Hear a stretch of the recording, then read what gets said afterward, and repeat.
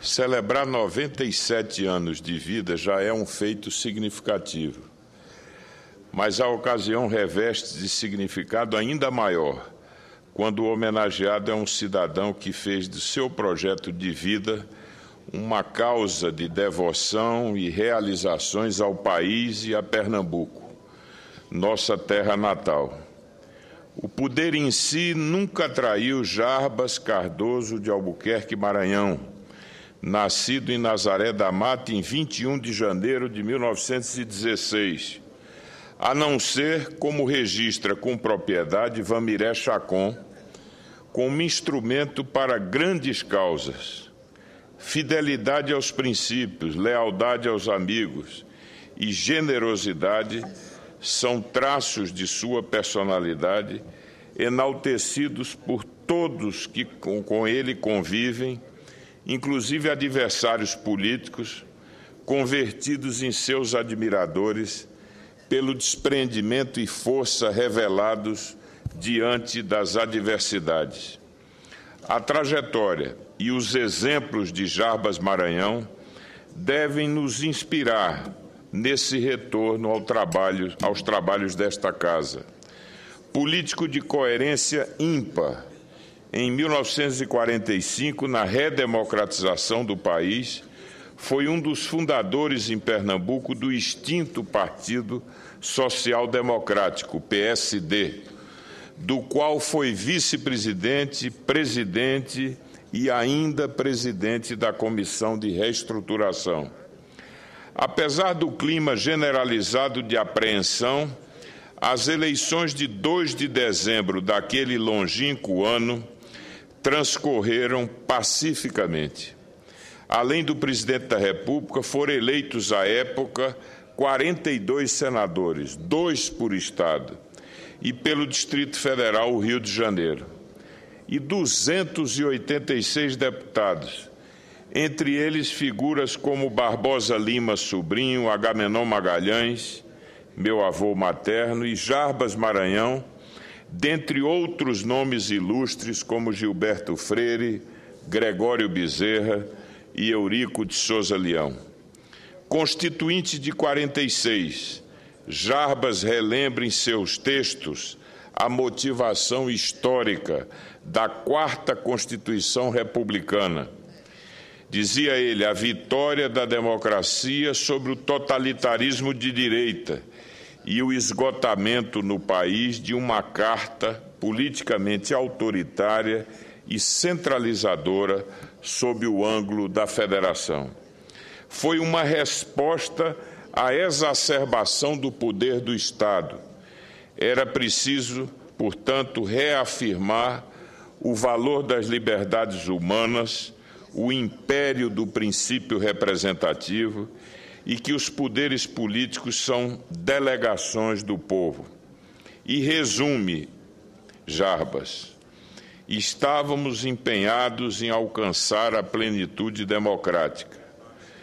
Jarbas Maranhão foi reeleito em 1950 deputado federal, senador da República de 1955 a 1963 e candidato ao governo de Pernambuco em 1958.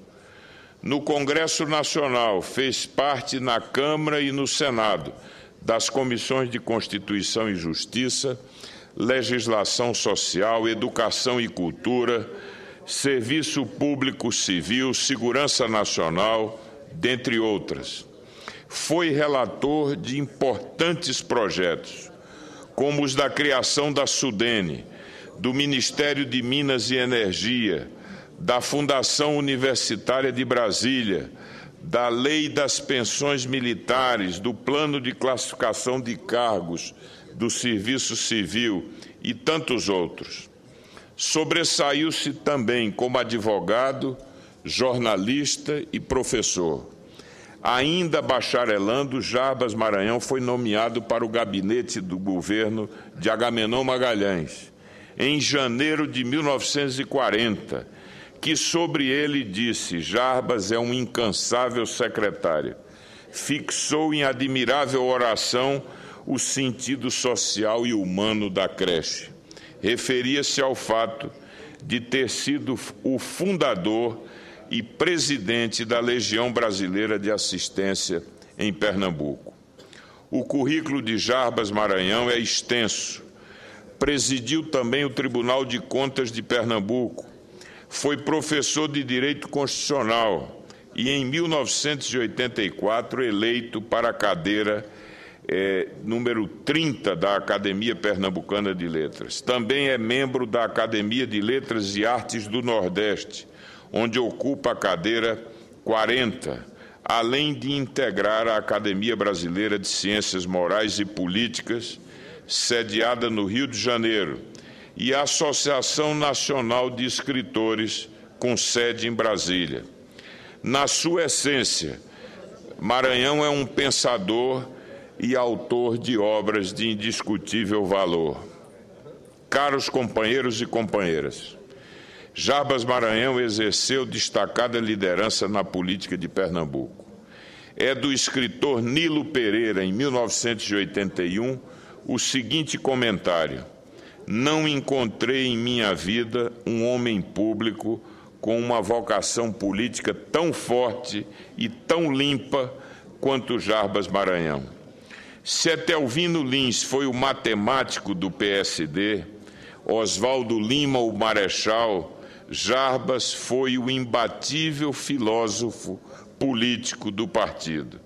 Digo filósofo no sentido de ter sido ele, nas hostes aguerridas, o pensador sempre claro e sempre ágil, que lia, que estudava, que ia ao âmago dos problemas, que possuía, ao final, uma visão humanística da política. Afonso Arinos, Gilberto Freire, Barbosa Lima Sobrinho e João Cabral de Melo Neto estão entre aqueles que muito elogiaram o velho amigo, tido por todos como intelectual de primeira grandeza.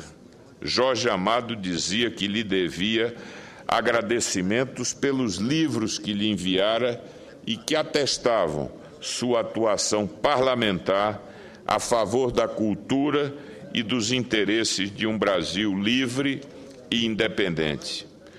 Encerro, senhor presidente, essa minha homenagem à figura tão emblemática, expressando imensa admiração e fazendo minhas as palavras de meu pai, Armando Monteiro Filho, que sempre o distinguiu e que teve sempre o privilégio da sua amizade. Dizia ele: trata-se de um dos melhores homens públicos do Brasil, pela honradez, generosidade e espírito público. Muito obrigado.